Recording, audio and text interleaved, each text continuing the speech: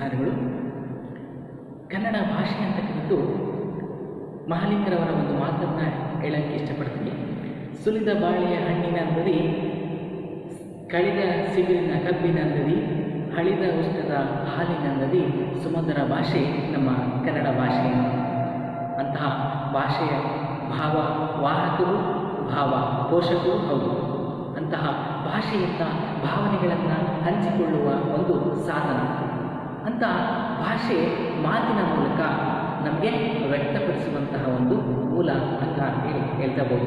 ಇಂತಹ ಮಹಾಲಿಂಗರವರ ಒಂದು ಸಾಲುಗಳನ್ನು ಪ್ರಸ್ತುತಪಡಿಸುತ್ತಾ ನನ್ನ ಪರಿಚಯ ಆಗಿದೆ ಅಂತ ಅನ್ಕೊತೀನಿ. ಅದು ನನ್ನ ಹೆಸರು ಮಲ್ಲಿಕಾರ್ಜುನ ಎಸ್.ಡಿ.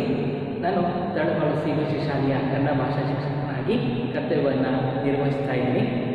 ಕಳೆದ ಒಂದು ವಾರದಿಂದ ನಿಮಗೆ ಸೇರಿಕೊಂಡ ಕಾರ್ಯಕ್ರಮದಲ್ಲಿ ತಿಳಿಯಪಡಿಸಿದಂತೆ ಈ ಒಂದು ಕನ್ನಡ ವಿಷಯಕ್ಕೆ ಸಂಬಂಧಿಸಿದಂತೆ ಹಲವಾರು ವ್ಯಾಕರಣಾಂಶಗಳನ್ನು ತಿಳ್ಕೊಂಡಿದ್ದೀವಿ. ಅದರಲ್ಲಿ ಅಕ್ಷರಗಳಿರ್ಬೋದು, ಅಕ್ಷರಗಳ ವಿಧಗಳಿರ್ಬೋದು, ಪದಗಳು, ಪದಗಳ ವಿನ್ಯಾಸ, ಪದಗಳ ರಚನೆ ಹಾಗೂ ಆ ಪದಗಳು ಯಾವ್ಯಾವ ಪದಗಳಿದ್ದಾವೆ, ಜೋಡಿ ಪದ, ವಿರುದ್ಧಾರ್ಥಕ ಪದ, ವಿರುಕ್ತಿಗಳು, ಅನುಕರಣ, ಅನ್ವಯಗಳ ಬಗ್ಗೆ ಸಹ ನಾವು ಸಂಕ್ಷಿಪ್ತವಾಗಿ ತಿಳ್ಕೊಂಡಿದ್ದೀವಿ. ಅದೇ ರೀತಿ ಆ ಪದಗಳಿಂದ ರಚನೆ ಆಗುವಂತಹ ಮುಂದುವರೆದ ಭಾಗ ವಾಕ್ಯಗಳ ಬಗ್ಗೆ ನಾವು ಈ ಒಂದು ತರಗತಿಯಲ್ಲಿ ತಿಳಿಯುತ್ತಾ ಹೋಗೋಣ. ಯಾವುದು? ವಾಕ್ಯಗಳು.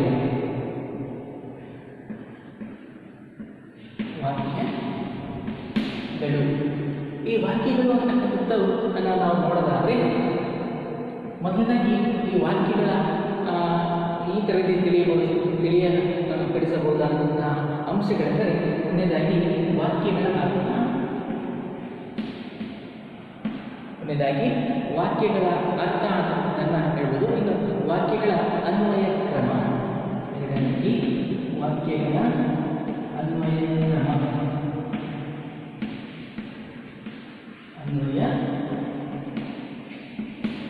ಅನ್ವಯ ಕ್ರಮ ಅಂತ ಹೇಳ್ಬೋದು. ಇನ್ನು ವಾಕ್ಯಗಳು ಒಳಗೊಂಡಿರುವಂತಹ ಲಕ್ಷಣಗಳು, ವಾಕ್ಯಗಳು ಒಳಗೊಂಡಿರುವ ಲಕ್ಷಣಗಳು, ವಾಕ್ಯಗಳು ಒಳಗೊಂಡಿರುವ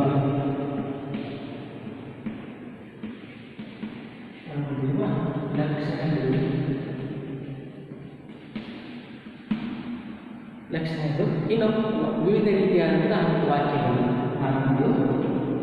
ವಿವಿಧ ರೀತಿಯ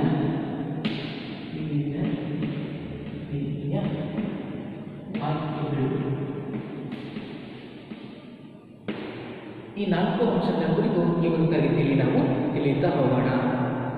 ಈಗಾಗಲೇ ನಾವು ವರ್ಣಮಾಲೆಗಳು, ಪದಗಳ ಬಗ್ಗೆ ಸಂಪೂರ್ಣ ಮಾಹಿತಿಯನ್ನು ತಿಳಿದಿದ್ದೇವೆ. ಈ ತರಗತಿಯಲ್ಲಿ ಪದಗಳಿಂದ ಕೂಡಿದ ವಾಕ್ಯಗಳ ರಚನೆ ಹಾಗೂ ಆ ವಾಕ್ಯಗಳ ಪ್ರಕಾರಗಳ ಕುರಿತು ತಿಳಿಯೋಣ.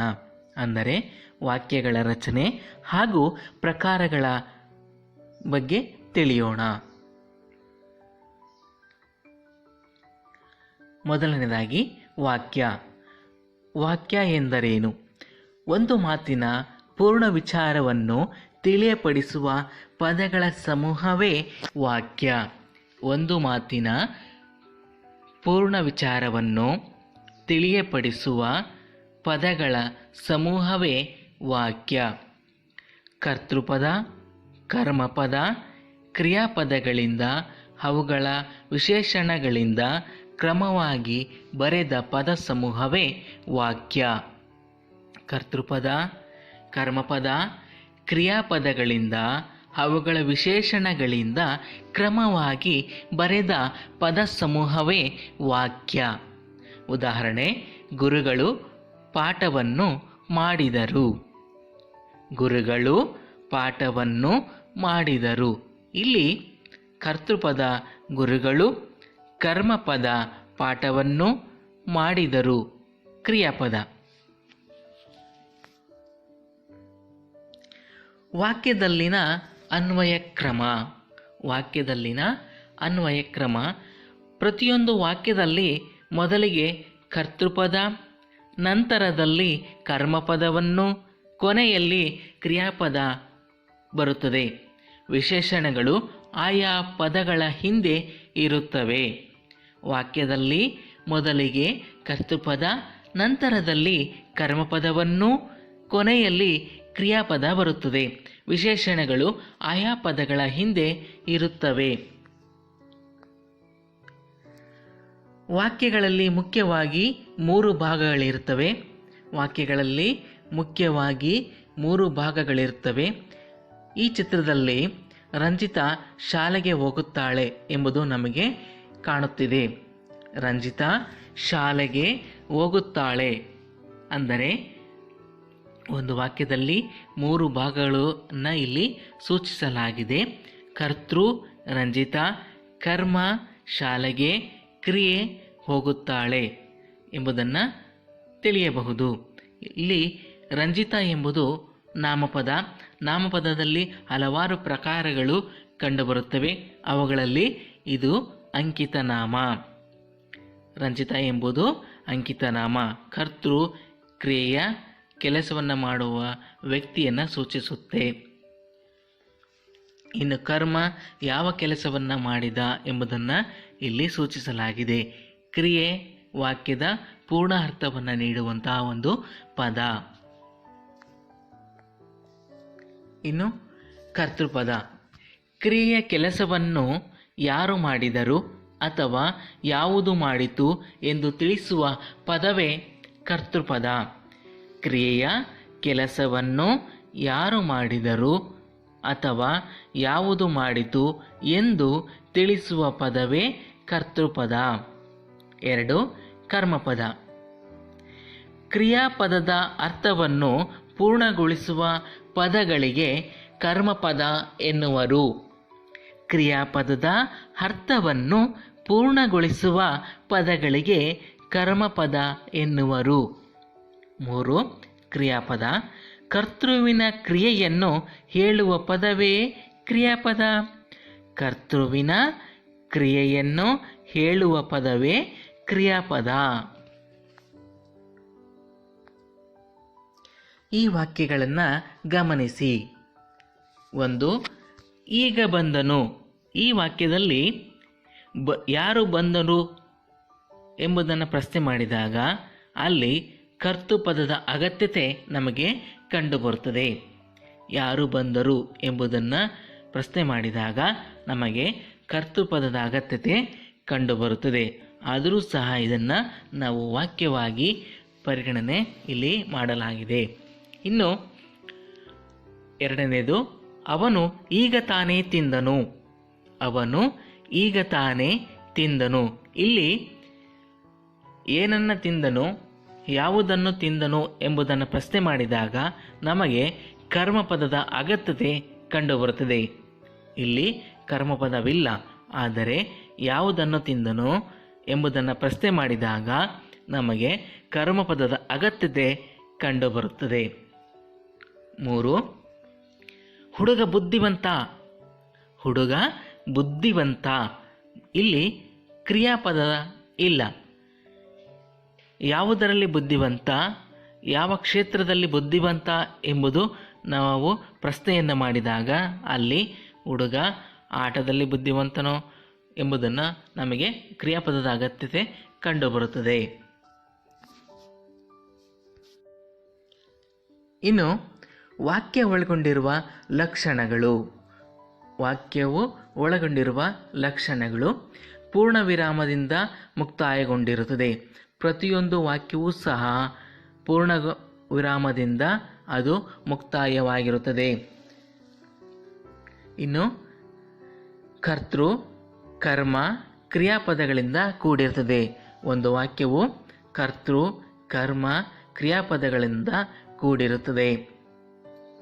3ನೇದು, ಪ್ರಶ್ನಾರ್ಥಕ ಹಾಗೂ ಭಾವಸೂಚಕ ಚಿಹ್ನೆಯಿಂದ ಕೂಡಿರುತ್ತದೆ. ಪ್ರಶ್ನಾರ್ಥಕ ಹಾಗೂ ಭಾವಸೂಚಕ ಚಿಹ್ನೆಯಿಂದ ಕೂಡಿರುತ್ತದೆ. ಪ್ರತಿಯೊಂದು ವಾಕ್ಯವೂ ಸಹ ಈ ರೀತಿಯಾಗಿ ಕೂಡಿರಬಹುದು ಅಥವಾ ಪೂರ್ಣ ವಿರಾಮದಿಂದನಾದರೂ ಕೂಡಿರಬಹುದು. ವಿಶೇಷಣ ಹಾಗೂ ಕ್ರಿಯಾವಿಶೇಷಣ ಪದಗಳಿಂದ ಕೂಡಿರುತ್ತದೆ. ವಿಶೇಷಣ ಹಾಗೂ ಕ್ರಿಯಾವಿಶೇಷಣಗಳಿಂದ ಕೂಡಿರುತ್ತದೆ. ಹೀಗೆ ಇನ್ನು ಹಲವಾರು ವಾಕ್ಯಗಳನ್ನು ನಾವು ವಿವಿಧ ಪ್ರಕಾರಗಳಿರುವ ಲಕ್ಷಣಗಳನ್ನು ನಾವು ಕಾಣಬಹುದು.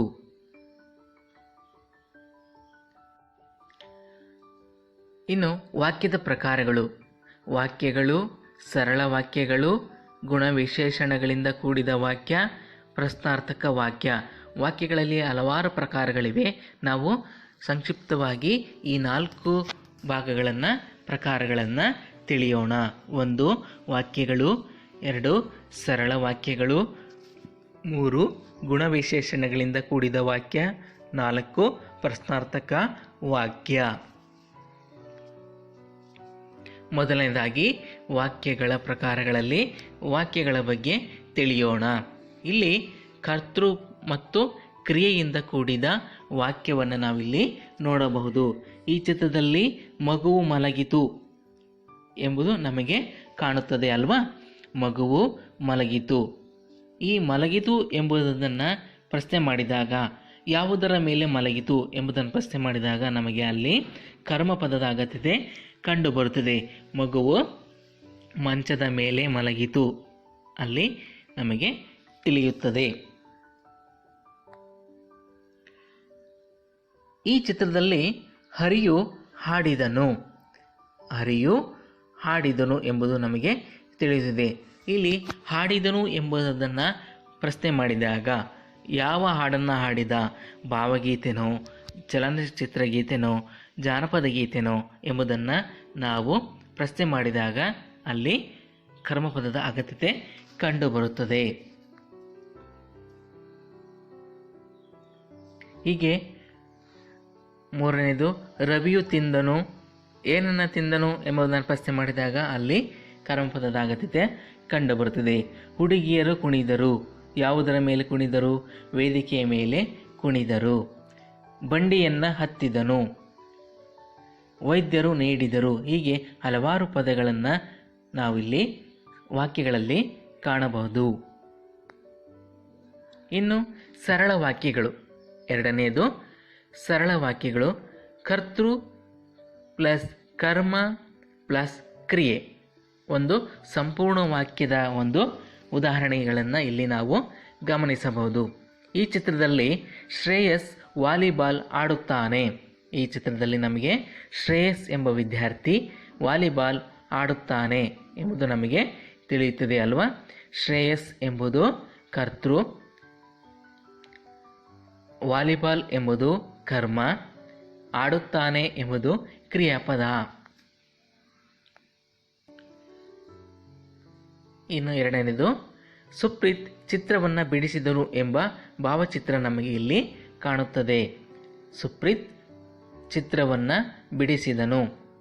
ಸುಪ್ರೀತ್ ಕರ್ತೃ, ಚಿತ್ರವನ್ನು ಕರ್ಮ, ಬಿಡಿಸಿದನು ಕ್ರಿಯೆ.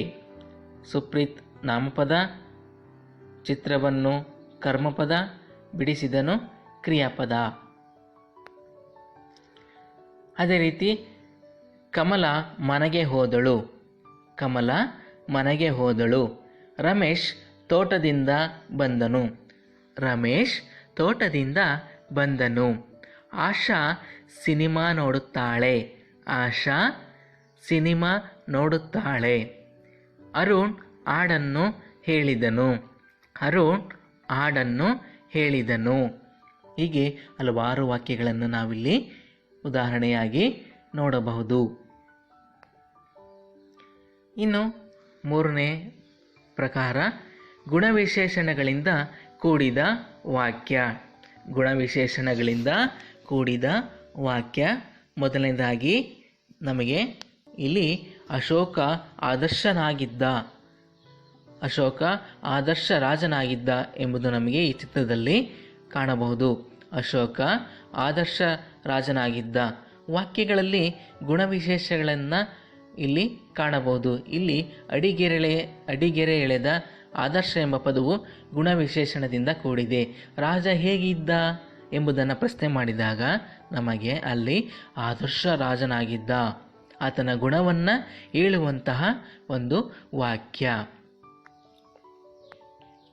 ಇನ್ನು ಈ ಚಿತ್ರದಲ್ಲಿ ನಮಗೆ ರವಿವರ್ಮ ಪ್ರಸಿದ್ಧ ಚಿತ್ರಕಲಾವಿದ, ರವಿವರ್ಮ ಪ್ರಸಿದ್ಧ ಚಿತ್ರಕಲಾವಿದ ಎಂಬುದು ನಮಗಿಲ್ಲಿ ಈ ಚಿತ್ರದಲ್ಲಿ ಕಾಣುತ್ತದೆ ಅಲ್ವಾ? ಇಲ್ಲಿ ರವಿವರ್ಮ ಪ್ರಸಿದ್ಧ ಚಿತ್ರಕಲಾವಿದ ಎಂಬ ವಾಕ್ಯದಲ್ಲಿ ಪ್ರಸಿದ್ಧ ಎಂಬ ಪದದ ಕೆಳಗೆ ಗೆರೆ ಎಳೆದಿದೆ. ಈ ಗೆರೆಯು ಆತನ ಚಿತ್ರಕಲಾವಿದದ ಒಂದು ವ್ಯಕ್ತಿತ್ವವನ್ನು ಕಾಣಬಹುದು, ಗುಣವನ್ನು ಕಾಣಬಹುದು. ಪ್ರಸಿದ್ಧ ಚಿತ್ರಕಲಾವಿದ ಎಂದರೆ ಆತನು ತುಂಬ ಹೆಸರಾಂತ ಕಲಾವಿದ. ಮೂರನೇದು, ಕಾಂಚನ ಸುಂದರ ಹುಡುಗಿ. ಕಾಂಚನ ಸುಂದರ ಹುಡುಗಿ. ಈ ವಾಕ್ಯದಲ್ಲಿ ಸುಂದರ ಎಂಬ ಪದದ ಕೆಳಗೆ ಗೆರೆ ಎಳೆದಿದೆ. ಈ ಗೆರೆ ಎಳೆದ ಪದವು ಹುಡುಗಿಯ ರೂಪಲಾವಣ್ಯವನ್ನು ವಿಶೇಷಣ ಪದದಿಂದ ಹೊಗಳುವುದನ್ನು ನಾವಿಲ್ಲಿ ನೋಡಬಹುದು. ಈ ಚಿತ್ರದಲ್ಲಿ ನಮಗೆ ಕಾಂಚನ ಹೇಗೆ ಕಾಣುತ್ತಿದ್ದಾಳೆ? ತುಂಬ ಸುಂದರವಾಗಿ ಕಾಣುತ್ತಿದ್ದಾಳೆ. ಅದೇ ರೀತಿಯಾಗಿ ಹಲವಾರು ಗುಣವಿಶೇಷಣಗಳಿಂದ ಕೂಡಿದ ವಾಕ್ಯಗಳನ್ನು ನಾವಿಲ್ಲಿ ನೋಡಬಹುದು. ಹಡಗು ಬಹಳ ದೊಡ್ಡದಾಗಿದೆ. ಹಡಗು ಹೇಗಿದೆ? ದೊಡ್ಡದಾಗಿದೆ. ದೊಡ್ಡದಾಗಿದೆ ಎಂಬ ಪದದ ಕೆಳಗಡೆ ಗೆರೆ ಎಳೆದಿದೆ. ದೊಡ್ಡ ಎಂಬುದು ಗುಣವಿಶೇಷಣ. ಆಕಾಶವು ಕಾರ್ಮೋಡದಿಂದ ಕೂಡಿದೆ. ಆಕಾಶವು ಕಾರ್ಮೋಡದಿಂದ ಕೂಡಿದೆ. ಕಾರ್ಮೋಡ ಎಂಬ ಪದದ ಕೆಳಗಡೆ ಗೆರೆ ಎಳೆದಿದೆ. ಆದ್ದರಿಂದ ಇದೊಂದು ಗುಣವಿಶೇಷಣ ಪದ. ಸಚಿನ್ ಕ್ರಿಕೆಟ್ನಲ್ಲಿ ಪ್ರಸಿದ್ಧ ಆಟಗಾರ. ಸಚಿನ್ ಕ್ರಿಕೆಟ್ ಆಟದಲ್ಲಿ ಪ್ರಸಿದ್ಧ ಆಟಗಾರ. ಇಲ್ಲಿ ಪ್ರಸಿದ್ಧ ಎಂಬ ಪದದ ಕೆಳಗಡೆ ಗೆರೆ ಎಳೆದಿದೆ. ಹಾಗಾಗಿ ಇದೊಂದು ಗುಣವಿಶೇಷಣ ಪದ. ಸುಜನ್ ಬುದ್ಧಿವಂತ ಹುಡುಗ. ಸುಜನ್ ಬುದ್ಧಿವಂತ ಹುಡುಗ. ಬುದ್ಧಿವಂತ ಎಂಬ ಪದದ ಕೆಳಗಡೆ ಗೆರೆ ಎಳೆದಿದೆ. ಆದ್ದರಿಂದ ಇದೊಂದು ಗುಣವಿಶೇಷಣ ಪದ. ಇನ್ನು ಪ್ರಶ್ನಾರ್ಥಕ ವಾಕ್ಯ. ನಮ್ಮ ರಾಜ್ಯ ಯಾವುದು? ನಿನ್ನ ಹೆಸರೇನು? 1 ಗಂಟೆಗೆ ಎಷ್ಟು ನಿಮಿಷ? ವರ್ಣಮಾಲೆ ಎಂದರೇನು? ನೋಡಿ, ಇಲ್ಲಿ 1ನೇ ಪ್ರಶ್ನೆ, ನಮ್ಮ ರಾಜ್ಯ ಯಾವುದು? ಪ್ರಶ್ನಾರ್ಥಕ ಚಿಹ್ನೆ ಇದೆ. 2ನೇದು, ನಿನ್ನ ಹೆಸರೇನು? ಪ್ರಶ್ನಾರ್ಥಕ ಚಿಹ್ನೆ ಇದೆ. 3, 1 ಗಂಟೆಗೆ ಎಷ್ಟು ನಿಮಿಷ? ಪ್ರಶ್ನಾರ್ಥಕ ಚಿಹ್ನೆ ಇದೆ. 4, ವರ್ಣಮಾಲೆ ಎಂದರೇನು? ಪ್ರಶ್ನಾರ್ಥಕ ಚಿಹ್ನೆ ನಾವು ನೋಡಬಹುದು. ಹಾಗಾಗಿ ಪ್ರತಿಯೊಂದು ವಾಕ್ಯದಲ್ಲಿ ಇಲ್ಲಿ ಪ್ರಶ್ನಾರ್ಥಕ ಚಿಹ್ನೆಯಿಂದ ಕೂಡಿದೆ. ಹೀಗೆ ವಾಕ್ಯಗಳನ್ನು ನಾವು ಹಲವಾರು ಪ್ರಕಾರಗಳಲ್ಲಿ ನಾವು ನೋಡ್ಬೋದು.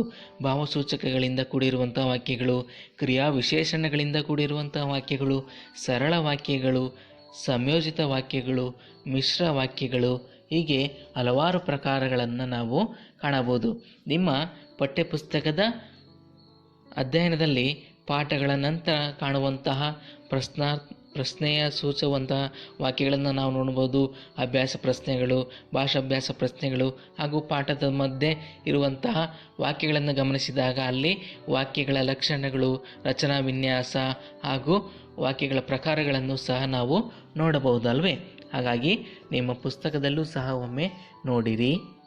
ಈ ಒಂದು ತರಗತಿಯಲ್ಲಿ ವಾಕ್ಯಗಳು, ವಾಕ್ಯಗಳ ಅರ್ಥ ಮತ್ತು ವಾಕ್ಯಗಳ ಅನ್ವಯ ಕ್ರಮ ಹಾಗೂ ವಾಕ್ಯಗಳು ಒಳಗೊಂಡಿರುವಂತಹ ಲಕ್ಷಣಗಳು ಮತ್ತು ವಿವಿಧ ರೀತಿಯಾದಂತಹ ವಾಕ್ಯಗಳ ಬಗ್ಗೆ ನಾವು ಸಂಕ್ಷಿಪ್ತವಾಗಿ ತಿಳ್ಕೊಂಡಿದ್ವಿ. ಮುಂದಿನ ತರಗತಿಯಲ್ಲಿ ಮತ್ತೊಂದು ವಿಷಯದ ಬಗ್ಗೆ ಹೇಳ್ತಾ ಹೋಗೋಣ. ಧನ್ಯವಾದಗಳು.